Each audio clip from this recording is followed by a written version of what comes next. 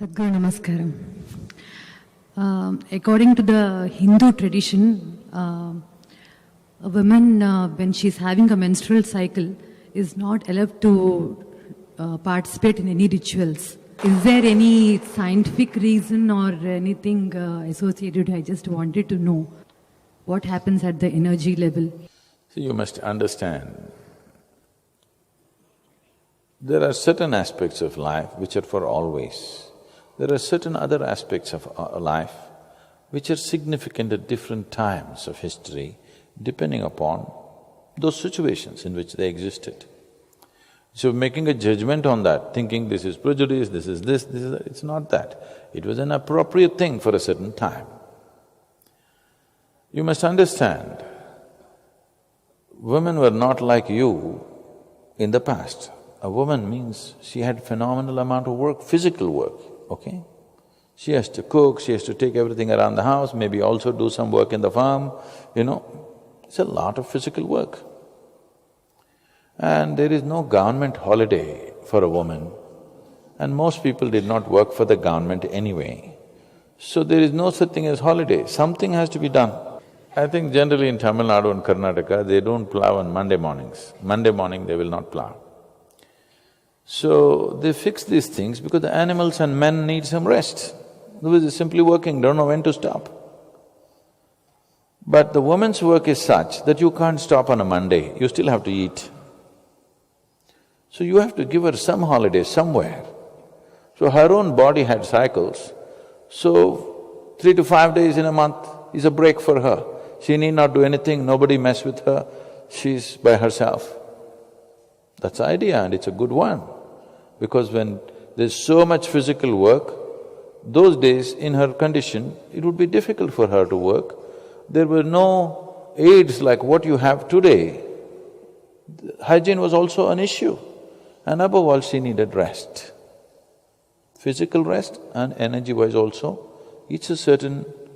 one cycle is over, next cycle is beginning, she needs to approach it in a certain way. It's good to do that. Even today it's good at those times to rest a little bit, not simply going on with the same activity. It's good to do that for various reasons. So rituals, and particularly they said temples, because I don't know if you've noticed, in front of every Shiva temple at one time there used to be a tamarind tree. Have you noticed this? Always. Why these trees were always planted in front of Shiva temples is, they don't want to deny those who have lost the body the opportunity of being with the deity. So they set up a place where these beings can be, okay, not the ghosts of your mind, the real ones. Giving them a little space. You don't want them somewhere, you want them around the temple so that they benefit from this whole thing. So if a woman is in a certain condition, the possibility of being drawn to her is very heavy. That's one reason why she was not allowed to go, is certain energies are drawn to her simply because of that.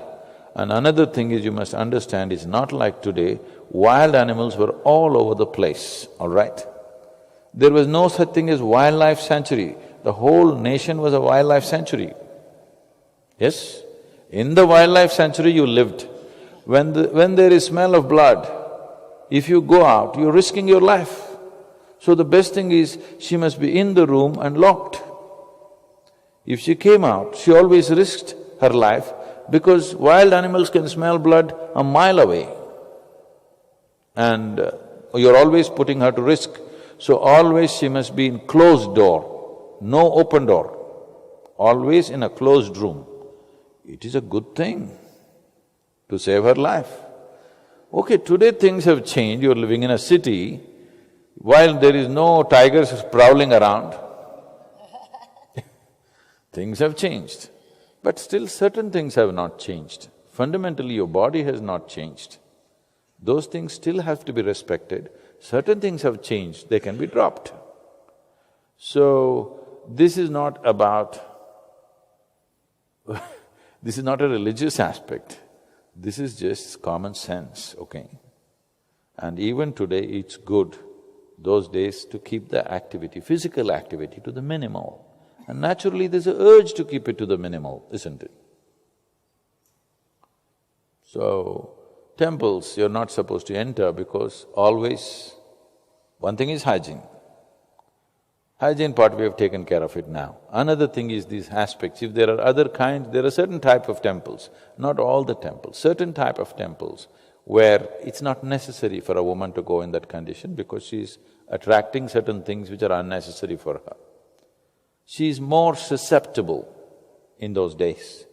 So it's best to be in reasonably protected spaces, not to be exposed to all types of life, because she's susceptible, she easily can gather things at that time.